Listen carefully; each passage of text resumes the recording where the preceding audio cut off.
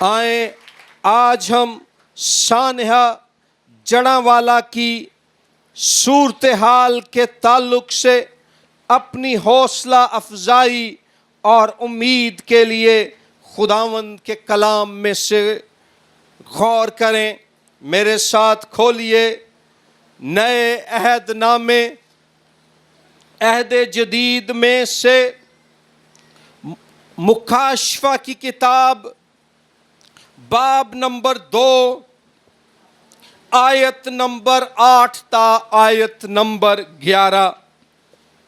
مکاشفہ 2 8 تا 11 خداوند کے کلام میں یوں مرقوم ہے، اور سمرنا کی کلیسیا کے فرشتے کو یہ لکھ کے جو اول و آخر ہے اور جو مر گیا تھا اور زندہ ہوا، وہ یہ فرماتا ہے کہ میں تیری مصیبت اور غریبی کو جانتا ہوں، مگر تو دولت مند ہے، اور جو اپنے آپ کو یہودی کہتے ہیں اور ہیں نہیں بلکہ شیطان کی جماعت ہیں، ان کے لعن طعن کو بھی جانتا ہوں۔ جو دکھ تجھے سہنے ہوں گے ان سے خوف نہ کر، دیکھو ابلیس تم میں سے بعض کو قید میں ڈالنے کو ہے تاکہ تمہاری آزمائش ہو، اور 10 دن تک مصیبت اٹھاؤ گے، جان دینے تک بھی وفادار رہ تو میں تجھے زندگی کا تاج دوں گا۔ جس کے کان ہوں وہ سنے کہ روح کلیسیاؤں سے کیا فرماتا ہے۔ جو غالب آئے اس کو دوسری موت سے نقصان نہ پہنچے گا۔ کلام مقدس کے پڑھے، سنے اور سمجھے جانے پر خداوند خدا کی برکت ہو۔ آج کے پیغام کا عنوان ہے، جو دکھ تجھے سہنے ہوں گے ان سے خوف نہ کر۔ بائبل مقدس کی 66 کتابوں میں سے مکاشفہ کی کتاب آخری کتاب ہے، اور اس کتاب میں خداوند یسوع مسیح نے کلیسیاؤں کے نام 7 خطوط لکھے ہیں۔ مفسرین انہیں تسلی اور اصلاح کے خطوط کہتے ہیں، letters of comfort and correction. اور یہ کتاب بذات خود بھی مکاشفہ کی کتاب اظہار رسانی کا شکار مسیحیوں کی حوصلہ افزائی کے لیے لکھی گئی۔ پہلی صدی میں جب اس زمانے کی سپر پاور رومی بادشاہت کے مشرقی صوبے آسیا میں جو موجودہ ترکی ہے، مسیحی لوگ دکھ اٹھا رہے تھے، اظہار رسانی کا شکار تھے، تو خداوند خدا نے اپنے بندے یوحنا کو مکاشفہ دیا کہ کلیسیاؤں کی تسلی، امید اور حوصلہ افزائی کے لیے یہ کتاب لکھے۔ اس زمانے میں رومی سلطنت کے مشرقی صوبے کی حکومت نے مسیحیوں پر ظلم برپا کیا ہوا تھا۔ مصیبتوں کا ایک دریا کلیسیا کے خلاف جاری تھا۔ ان سے تقاضا کیا جاتا کہ تم رومی شہنشاہ کیسر کے بت کے آگے جھکو اور یہ اقرار کرو کہ کیسر خداوند ہے، اور جو کوئی جھکتا اس کو باقاعدہ ایک تصدیق نامہ، ایک سرٹیفکیٹ جاری کیا جاتا کہ اس نے کیسر پرستی، شاہ پرستی کا قانونی فریضہ پورا کر دیا ہے۔ لیکن مسیحیوں کا یہ کہنا تھا کہ کیسر خداوند نہیں ہے، یسوع ناصری خداوند ہے۔ اور یسوع ناصری صرف خداوند نہیں ہے بلکہ خداوندوں کا خداوند ہے۔ کیسر حقیقی بادشاہ نہیں ہے، وہ تو نقل ہے، پیروڈی ہے۔ جو اصل بادشاہ ہے، جو ریالٹی ہے، وہ یسوع ناصری ہے، اور وہ صرف بادشاہ نہیں ہے بلکہ بادشاہوں کا بادشاہ ہے۔ اور پھر مسیحی اس مکاشفے کو پاتے ہیں یوحنا کے وسیلے سے، جس کو خود بھی خداوند یسوع مسیح کے نام کی گواہی دینے کی وجہ سے اظہار ثانی کا شکار کر کے پتمس کے جزیرے میں قید کر دیا گیا۔ لیکن یاد رکھیے، مسیحی ایماندار کو قید کیا جا سکتا ہے، اس کے ایمان کو قید نہیں کیا جا سکتا۔ جو کلام اس کے اندر ہے اس کلام کو قید نہیں کیا جا سکتا۔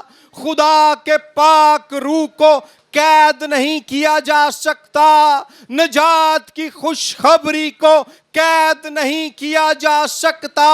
جب یوحنا رسول جسمانی طور پر قید ہے تو وہ اپنی روح میں آزاد ہو جاتا ہے، آسمان اس پر کھل جاتا ہے اور خداوند خدا اسے اپنا مکاشفہ دیتا ہے، یعنی کہ اپنے بھید اس پر کھولتا ہے، اپنی قدرت کو اس پر ظاہر کرتا ہے، آشکارا کرتا ہے۔ اور یوحنا کیا دیکھتا ہے کہ کیسر کے مقابلے میں جس کا تخت صرف زمین پر ہے، یسوع مسیح آسمان پر جلالی حالت میں تخت پر بیٹھا ہوا ہے، اور شہنشاہ کیسر تو صرف زمین تک بادشاہ ہے۔ یسوع مسیح زمین کے ساتھ آسمان پر بھی بادشاہی کر رہا ہے، زمین کے نیچے کی مخلوقات پر بھی بادشاہی کر رہا ہے۔ وہ تو پوری کائنات کا بادشاہ، خالق، مالک اور رازق ہے۔ اور پھر کئی کیسر آئے۔ کیسر جو لفظ تھا یا انگریزی میں سیزر، یہ رومی سلطنت کے شہنشاہ کا ٹائٹل ہوا کرتا تھا۔ کیسر جولیس، کیسر اگسطس، کیسر تبریوس، کیسر نیرو، کیسر تیتوس، کیسر دومتیان، اور اس کے بعد کئی اور۔ لیکن یہ جتنے بھی کیسرا آئے، یہ سب ایک وقت آیا مر گئے اور فنا ہو گئے۔ لیکن اس کائنات کا حقیقی کیسر، بادشاہوں کا بادشاہ، خداوندوں کا خداوند یسوع مسیح ناصری آج بھی زندہ ہے اور ابد تک زندہ رہے گا۔ آج بھی بادشاہی کر رہا ہے اور اب تک بادشاہی کرتا رہے گا۔ تو یہ مکاشفہ کہ یسوع مسیح بادشاہ ہے، یسوع مسیح شہنشاہ ہے، یسوع مسیح حقیقی کیسر ہے، یسوع مسیح حقیقی خداوند ہے، یسوع مسیح جلال کی حالت میں ہے، خدا یوحنا کو یہ مکاشفہ دیتا ہے کہ جو ہے وہ کلیسیا کو یہ پیغام پہنچائے تاکہ وہ ڈریں مت، وہ خوف نہ کریں۔ اور یہاں سمرنا کی کلیسیا کو یہ پیغام دیا جا رہا ہے۔ سمرنا کا شہر آج بھی موجودہ ترکیہ میں ہے۔ ترکیہ کے ملک میں اس کا نام 1930 میں تبدیل کر کے ازمیر رکھ دیا گیا۔ سمرنا شہر جو اب ازمیر کہلاتا ہے اور مجھے وہاں جانے کا موقع ملا ہے، یہ ترکیہ کا تیسرا بڑا شہر ہے اور ملک کے مغرب میں واقع ہے۔ اس کی آبادی 30 لاکھ کے قریب ہے۔ یہ قدیم مشہور شہر افسس کے شمال میں 35 میل کے فاصلے پر واقع ہے۔ اس شہر میں ایک تجارتی بندرگاہ ہوا کرتی تھی، جس کی وجہ سے یہ بہت مالدار شہر تھا۔ یہ شہر علم کا مرکز سمجھا جاتا تھا۔ افسس شہر کے بعد سب سے زیادہ شاہی پوجا یعنی رومی شہنشاہ کیسر کی پرستش اسی شہر میں کی جاتی تھی۔ پھر اس شہر میں سائنس اور میڈیسن پڑھائی جاتی تھی۔ یوحنا رسول نے مشہور کلیسیائی بزرگ پولیکارپ کو بھی سمرنا میں ہی بشپ مقرر کیا تھا۔ پھر بزرگ اگنیشیس نے سمرنا کے ایمانداروں کو لکھا تھا کہ وہ مسیح کی خاطر دکھ اٹھانے کے مقابلے میں ثابت قدم رہیں۔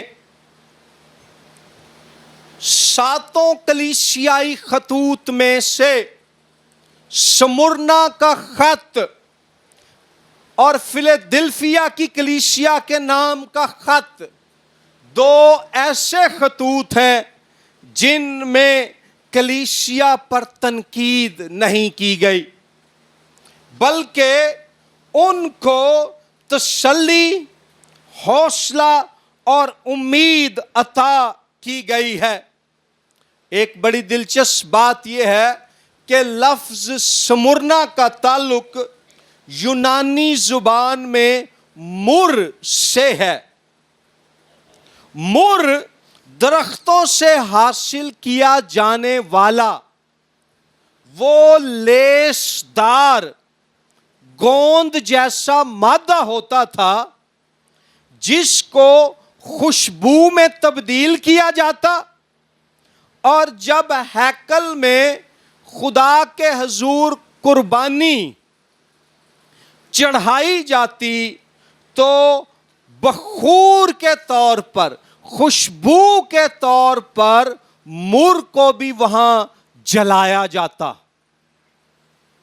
اور کیسی دلچسپ بات ہے کہ سمرنا، جس کا جو نام لفظ مر سے نکلا ہے، پہلی صدی میں آج کے پاکستانی مسیحیوں کی طرح سمرنا کے ایماندار بھی خداوند یسوع مسیح کے لیے خود کو خوشبو کی مانند قربان کر رہے تھے۔ لیکن متن میرے سامنے ہے، اس میں سے میں 5 باتیں ہماری حوصلہ افزائی کے لیے سب کے سامنے رکھوں گا۔ ٹیکسٹ میں سے پہلا نقطہ آیت نمبر 8 میں سانحہ جڑاں والا کے جواب میں یہ ہے کہ زندہ مسیح کی قدرت پر ایمان رکھیے، زندہ مسیح کی قدرت پر ایمان رکھیے۔ غور کیجئے، خداوند کہتا ہے کہ سمرنا کی کلیسیا کے فرشتے کو یعنی پاسبان کو یہ لکھ، جو اول و آخر ہے اور جو مر گیا تھا اور زندہ ہوا، وہ یہ فرماتا ہے۔ خداوند یسوع مسیح کو یہاں اول و آخر کہا جا رہا ہے، اور وہ جو مرنے کے بعد جی اٹھا۔ اول و آخر سے مراد یہ ہے کہ یسوع مسیح ازل سے ہے اور ابد تک قائم رہے گا۔ حقیقی، اصلی اور ازلی و ابدی حاکمیت، قدرت اور بادشاہت اس کے پاس ہے۔ پرانے عہد نامے میں اول و آخر کی اصطلاح یہوہ خدا کے لیے استعمال ہوئی ہے۔ یسایہ 41:4، یسایہ 44:6 اور یسایہ 48:12 میں یہوہ خدا کو اول و آخر کہا گیا، اور اس کا مطلب یہ تھا کہ یہوہ خدا کے پاس تخلیقی قدرت ہے، یہوہ خدا کے پاس شاہی اختیار ہے، یہوہ خدا کے پاس مخلصی بخش طاقت ہے۔ اور جب یہ ٹائٹل اول و آخر یسوع مسیح سے منسوب کیا جا رہا ہے تو اس کا مطلب یہ ہے کہ نہ صرف خداوند یسوع مسیح ذات الہی ہے، بلکہ وہ یہوہ خدا کی مانند قادر مطلق بھی ہے، جو اپنے لوگوں کو چھڑانے کی قدرت رکھتا ہے اور اظہار ثانی کی حقیقت کے مقابلے میں ان کے لیے امید کا واحد سرچشمہ ہے۔ ہم کئی دفعہ اپنی نظریں سیاستدانوں کی طرف لگا دیتے ہیں، باہر کے ملکوں میں رہنے والے گوروں کی طرف لگا دیتے ہیں، امریکہ کی طرف لگا دیتے ہیں۔ ان سب کی اپنی اپنی اہمیت ہے، لیکن اظہار ثانی کی آگ میں ہماری پناہ، ہمارے بچاؤ اور ہماری قوت کا اعلیٰ ترین، برتر ترین، عظیم ترین اور قابل بھروسہ ترین نام اور ذات ایک ہی ہے، اور وہ ہے خداوند یسوع مسیح۔ انسانوں پر بھروسے سے پہلے اول و آخر یسوع مسیح پر بھروسہ رکھیں۔ یاد ہے جب سدرک، میشک اور عبدنجو کو آگ کی بھٹی میں ڈالا گیا، ان کو جھوٹے خداؤں کی پرستش اور عبادت کا انکار کرنے کی وجہ سے اظہار ثانی کا شکار بنایا گیا، تو آگ کی بھٹی میں کوئی سیاسی، کوئی فوجی، کوئی معاشی لیڈر نہیں ظاہر ہوا، بلکہ ان تینوں کے ساتھ جو چوتھا وہاں نظر آ رہا تھا، اس کی شکل، اس کی صورت الہ زادے یعنی خدا کے بیٹے جیسی تھی۔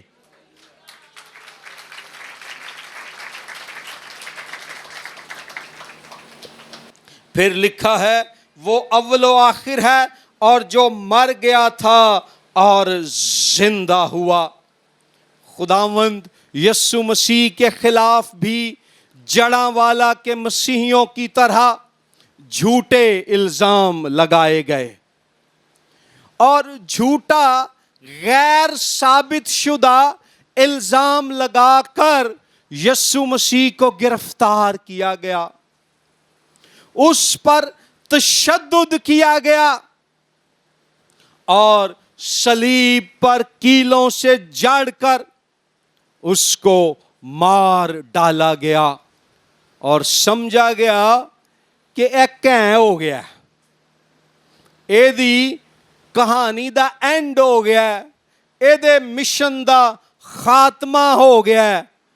پر کلام کی دسدا ہے، خدا دے کلام دی گواہی ہے وے کہ تیسرے دن پاک روح کی زندگی بخش قدرت کے وسیلے سے ہمارا خداوند یسوع مسیح قبر کے پتھر کو ہٹا کر، موت کے بند کھول کر مردوں میں سے جی اٹھا، اور مکاشفہ کی کتاب میں لکھا ہے کہ مکاشفہ ایک باب، پہلا باب، اس میں وہ ظاہر ہوتا ہے یوحنا رسول پر، اور اس کو فرماتا ہے کہ دیکھ میں مر گیا تھا مگر اب زندہ ہوں، اور عبدالآباد زندہ رہوں گا۔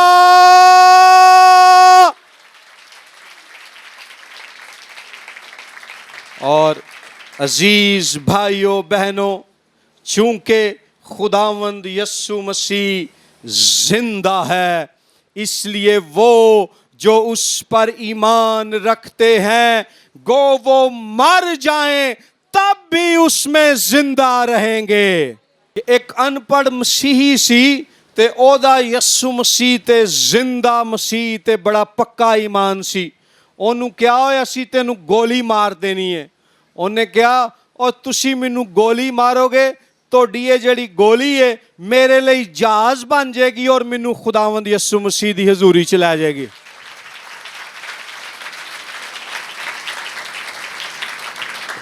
سو زندہ یسوع کی قدرت پر یقین رکھنا ہے، اور یہ بھی یاد رکھنا ہے کہ اگر کسی کو زندہ مسیح نہ بچائے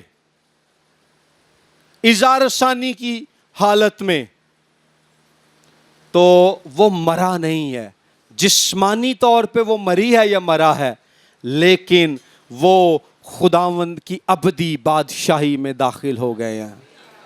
انہوں نے کہا تھا سدرک، میشک اور عبدنجو نے دانیل کی کتاب میں کہ اگر ہمارا خدا ہمیں نہ بھی اس آگ سے بچائے تب بھی ہم تمہارے بتوں کی پوجا نہیں کریں گے۔ یہاں جب یوحنا زندہ مسیح کی بات کرتا ہے تو یاد رکھیے کہ اس زمانے کے جو بت پرست مذاہب تھے، جو دیوتاؤں کو مانتے تھے، ان کا یہ خیال تھا کہ سردیوں کے موسم میں موت واقع ہوتی ہے موسم سرما میں، اور پھر موسم بہار میں دیوتا پھر زندہ ہو جاتے ہیں اور ہریالی اور پھول آ جاتے ہیں۔ اس کے مقابلے میں خدا کا کلام گواہی دیتا ہے کہ مسیح یسوع ایک ہی بار موا اور ہمیشہ ہمیشہ کے لیے جی اٹھا۔ دوسری بات اس اقتباس میں ہم دیکھتے ہیں، غور کیجئے، آیت نمبر 9 میں خداوند کہتا ہے میں تیری مصیبت کو جانتا ہوں۔ دوسرا نقطہ ہے یسوع مسیح آپ کی مصیبت کو جانتا ہے۔ جڑاں والا کے مسیحیوں، یسوع مسیح آپ کی مصیبت کو جانتا ہے۔ پاکستان کے مسیحیوں، خداوند یسوع مسیح آپ کی مصیبت کو جانتا ہے، اور نہ صرف وہ جانتا ہے بلکہ اپنے وعدے کے مطابق وہ اس مصیبت میں آپ کے ساتھ ہے۔ جب خداوند یسوع مسیح پیدا ہوا تو اس کا نام رکھا گیا ایمانویل، جس کا ترجمہ ہے خدا ہمارے ساتھ۔ اور جب یسوع مسیح آسمان پر اٹھایا جانے لگا تو اس نے فرمایا کہ دیکھو میں دنیا کے آخر تک ہمیشہ تمہارے ساتھ ہوں۔ وہ ہماری مصیبت کو جانتا اور ہمارے دکھوں میں ہمارے ساتھ ہے، اور وہ اس قدر جانتا ہے کہ آج جس دکھ اور مصیبت میں سے پاکستانی مسیحی گزر رہے ہیں وہ ان میں سے پہلے ہی گزر چکا ہے۔ ہم گیت بھی گاتے ہیں، گزرا ہے وہ ان راہوں سے جن سے ہم گزرتے ہیں، یسوع مسیح کے چاہنے والے طوفانوں سے لڑتے ہیں۔ اس پر بھی جھوٹے الزام لگائے گئے، اس پر بھی جھوٹے مقدمے کیے گئے، اس کو بھی گرفتار کیا گیا، اس کو بھی سزا دی گئی، اس کو بھی مارا پیٹا گیا۔ میری بہن، میرے بھائی، یسوع مسیح آپ کی مصیبت کو جانتا ہے۔ ایسے ہی ایک بہن تھی، وہ خداوند یسوع سے بڑا پیار کرتی تھی، مگر دکھ میں چلی گئی۔ دکھ میں جانے سے پہلے یہ تھا کہ وہ ہر روز صبح کے وقت ساحل سمندر جاتی اور صبح کے وقت گیلی ٹھنڈی ریت پر واک کرتی اور ساتھ ساتھ دعا کرتی، اور اس کے قدموں کے نشانوں کے ساتھ ساتھ ایک اور شخص کے قدموں کے نشان بھی بنتے۔ اس کا ایمان تھا یہ میرا یسوع ناصری ہے جو میرے ساتھ ساتھ چلتا ہے۔ مصیبت اس کی زندگی میں آ گئی جب وہ ٹوٹی ہوئی، شکستہ دل، مفلسی اور تکلیف کی حالت میں مصیبت کی ماری ساحل سمندر ریت پر واک کرنے گئی، دعا کر رہی تھی اور کہہ رہی تھی کہ سب مجھے چھوڑ دیں گے، کوئی میری مصیبت کو نہیں جانتا، یسوع مسیح جانتا ہے، کوئی میرے ساتھ نہیں رہا، خداوند یسوع مسیح میرے ساتھ ہے۔ لیکن وہاں اسے اپنے قدموں کے ساتھ خداوند یسوع مسیح کے قدموں کے نشان نظر نہ آئے۔ بہت مایوس ہوئی، گھر واپس آئی، زمین پر گر گئی، رونے لگی اور کہنے لگی خداوند تو بھی میری مصیبت کو نہیں جانتا، تو بھی میرے ساتھ نہیں رہا۔ جب اس نے بات مکمل کر لی تو خداوند نے جواب دیا، اے میری نادان بیٹی، میں تیری مصیبت کو جانتا ہوں، میں تیرے ساتھ ہوں۔ گیلی ریت پر قدموں کے جو نشان تو سمجھ رہی تھی کہ تیرے ہیں وہ تو میرے تھے، تو تو اس قدر ٹوٹی ہوئی تھی کہ چل بھی نہیں سکتی تھی، میں تجھے اپنی باہوں میں اٹھائے ہوئے چل رہا تھا۔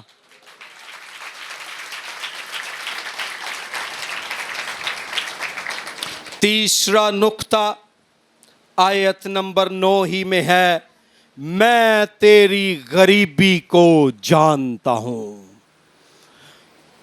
سمرنا کے مسیحی دولت مند اور امیر تھے، لیکن کیا ہوا کہ وہاں پر ایک حکم جاری ہوا کہ جو کوئی شہنشاہ کیسر کے بت کی پوجا نہیں کرے گا اس کو اس شہر کی تجارتی تنظیم جو ان کا جو گلڈ سسٹم تھا اس میں سے نکال دیا جائے گا. ایسے لوگوں کو کاروبار کی اجازت نہیں دی جائے گی. ان سے ان کی نوکریاں اور کاروبار چھین لیے جائیں گے. اور مسیحیوں کے ساتھ ایسا ہی ہوا. جب انہوں نے بت پرستانہ مذہبی رسومات میں حصہ لینے سے انکار کر دیا، جب مسیحیوں نے بے دینی کو قبول کرنے سے انکار کر دیا، تو ان سے ان کے کاروبار چھین لیے گئے. نتیجے میں وہ غریب ہو گئے. لیکن یاد رکھیں، دنیا کی نظر میں مالی، معاشی اور اقتصادی طور پر غریب ہو جانے والی اس کلیسیا کو خداوند یسوع مسیح فرماتا ہے مگر تو دولت مند ہے. کون سی دولت ان کے پاس ہے؟ ان کے پاس ایمان کا بیش قیمت خزانہ ہے. مسیحیوں کے پاس خوشخبری کی لازوال دولت ہے. ان کے پاس روح القدس کا سرمایہ ہے. ان کے پاس وہ قیمتی امید ہے جو دنیا حاصل نہیں کر سکتی. وہ لوگ جو خداوند یسوع مسیح سے محروم ہیں وہ دولت مند ہو کر بھی غریب ہیں. لودیکیا کی کلیسیا نے مسیح یسوع کی نافرمانی کی. ان کو دولت مند ہونے کے باوجود مکاشفہ 3:17 میں غریب کہا گیا ہے. اور سمرنا کی کلیسیا مسیح یسوع کے لیے غریب ہو گئی. ان کو غریب ہو جانے کے باوجود امیر قرار دیا گیا ہے. سمرنا کی کلیسیا کا خزانہ آسمان پر ہے جہاں نہ کیڑا خراب کرتا ہے نہ زنگ. متی 6:19 کہ اے پاکستانی مسیحیوں، اپنی حالت کو دنیا کی نظر سے نہیں، زمین کی نظر سے نہیں، آسمان کی نظر سے دیکھو. تمہارے پاس 2 کرنتھیوں 4:7 کے مطابق خدا کی پہچان کا خزانہ ہے. یسوع مسیح تمہاری خاطر غریب بنا لیکن ایمان میں دولت مند تھا. اسی یسوع نے تمہیں آسمانی مقاموں پر ہر طرح کی روحانی برکت بخشی ہوئی ہے اور تمہارے پاس خدا کی میراث کے جلال کی دولت ہے.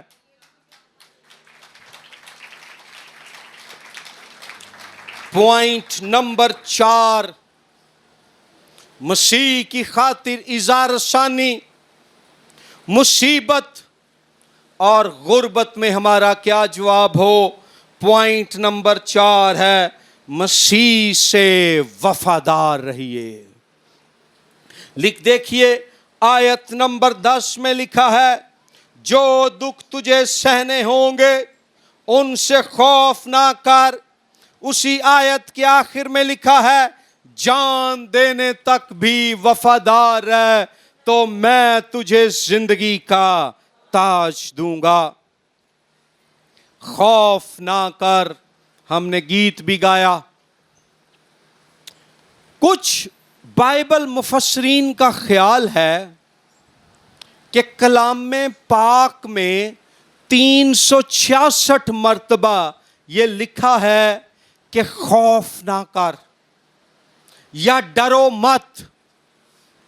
اب سال میں 365 دن ہوتے ہیں، لیکن کچھ سالوں بعد ایک سال آتا ہے جس میں فروری کا مہینہ 28 دنوں کا نہیں بلکہ 29 دنوں کا ہوتا ہے، اور 29 فروری کی تاریخ آتی ہے۔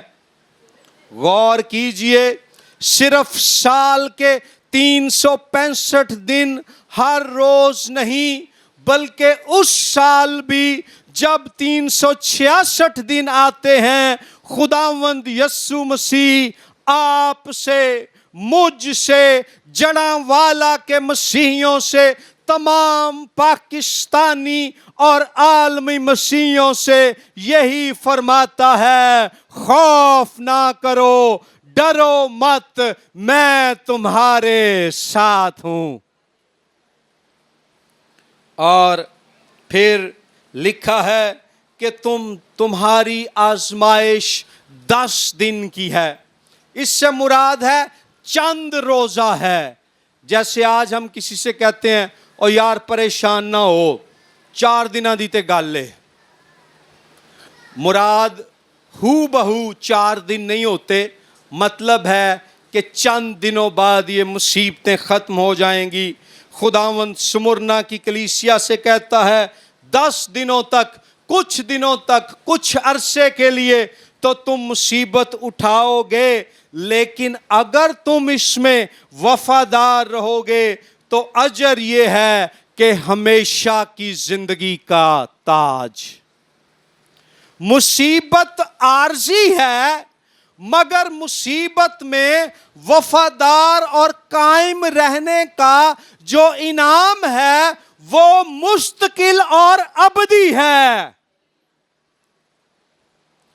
یہاں زندگی کا تاج ایک استعارہ ہے، ایک میٹافر ہے جو استعمال ہو رہی ہے۔ آپ کو یہ پہلا کرنتھیوں 9:25 میں بھی ملے گا، یعقوب 1:12 میں بھی ملے گا۔ ہوتا کیا تھا؟ پہلی صدی میں یونانی اور رومی کھیلوں کے مقابلے ہوتے تھے۔ پولس رسول کرنتھیوں کے نام خط میں کہتا ہے کہ ہمیں ایک ایسا صحرا، ایک ایسا تاج، یونانی میں ہے سٹیفنوس، جس سے نام سٹیفن نکلا ہے، ایک ایسا تاج ملے گا جو کبھی مرجھائے گا نہیں۔ تو کیا ہوتا تھا کہ جب کھیلوں کے مقابلے ہوتے تو جو شخص جیت جاتا اس کے سر پر پھولوں سے بنا ہوا ایک تاج پہنایا جاتا۔ وہ اس تاج کو پہنے ہوئے کھیل کے میدان سے میوزک کے ساتھ اپنے گھر آتا، جشن مناتا ہوا۔ پھر وہ گھر آ کر اس تاج کو کسی اونچی جگہ پر رکھ دیتا تاکہ ہر کوئی اس کو آ کر دیکھے۔ لیکن کیا ہوتا کہ کچھ دنوں کے بعد وہ پھول مرجھا جاتے، کملا جاتے۔ پولس رسول بیان کرتا ہے پہلا کرنتھیوں 9:25 میں، اور یہاں یوحنا مکاشفہ کے 2 باب میں، کہ دنیا کے جسمانی مقابلوں میں فتح پانے والوں کو جو تاج، جو سٹیفنوس ملتا ہے، وہ بالآخر مرجھا جاتا ہے، لیکن یسوع مسیح سے وفادار رہنے والوں کو ہمیشہ کی زندگی کا ایک ایسا تاج، ایک ایسا صحرا ملے گا جو کبھی نہیں مرجھائے گا، جو کبھی نہیں کملائے گا۔ وہ تازہ، سرسبز، شاداب اور ہمیشہ کے لیے قائم رہے گا۔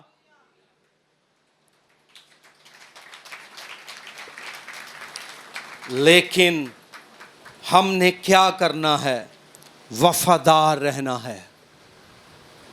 خداوند سے جب ہم وفادار رہیں گے تو وہ ہمیشہ کی زندگی کا تاج ہمیں پہنائے گا۔ تاج یہاں علامت ہے ہمیشہ کی زندگی کی۔ اور کلیسیا کا جو پہلا شہید تھا اس کا نام بھی تاج ہی تھا، اسٹیفنس، یونانی میں اس کا مطلب ہے تاج۔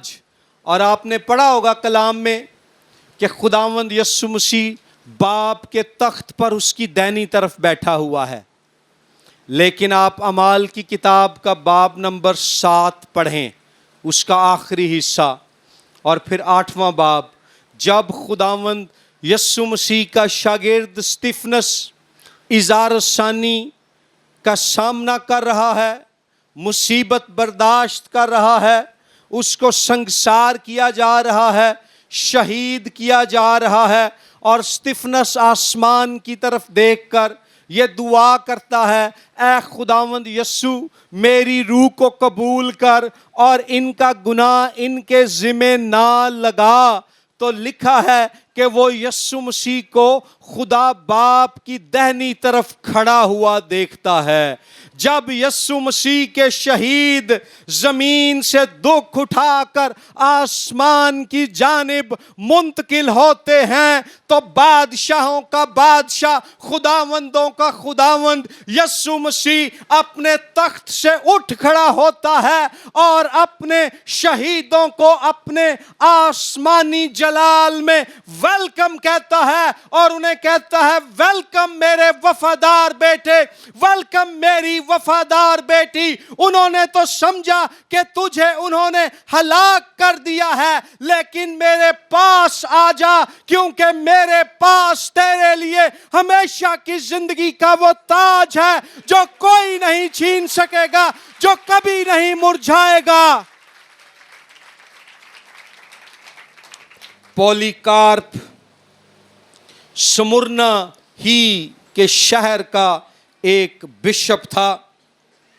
160 عیسوی میں اسے رومی دیوتاؤں اور شہنشاہ کی پوجا کا انکار کرنے کی وجہ سے سزا دی گئی۔ اس کو کہا گیا یسوع مسیح کا انکار کر، ہم تجھے چھوڑ دیں گے۔ اس کی عمر 86 سال تھی۔ وہ یوحنا رسول کا شاگرد رہ چکا تھا۔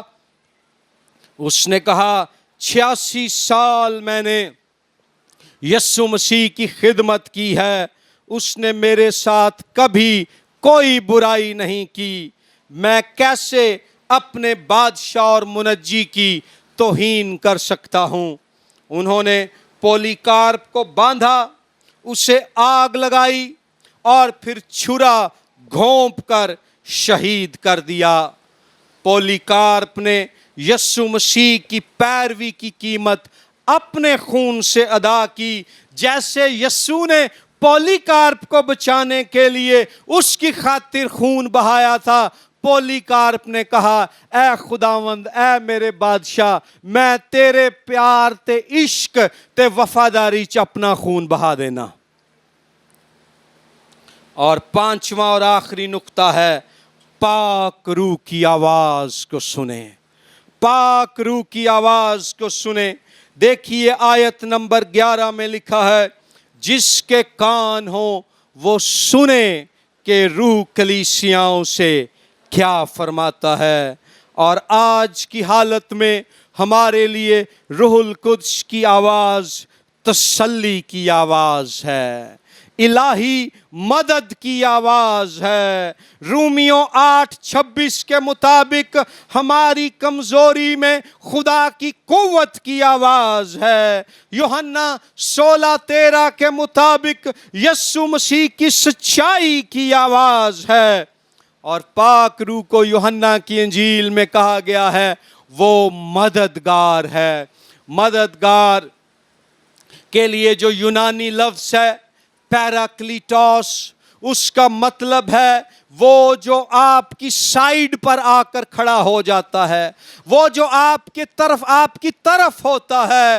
آج جڑاں والا سانحہ کے سامنے ہم اس بات کے لیے خدا کا شکر کریں اور روح القدس کی اس آواز کو قبول کریں کہ اس مشکل میں یسوع مسیح ہماری سائیڈ پر ہے، خدا کا پاک روح ہماری سائیڈ پر ہے، وہ ہماری طرف ہے، وہ ہمارا مددگار ہے۔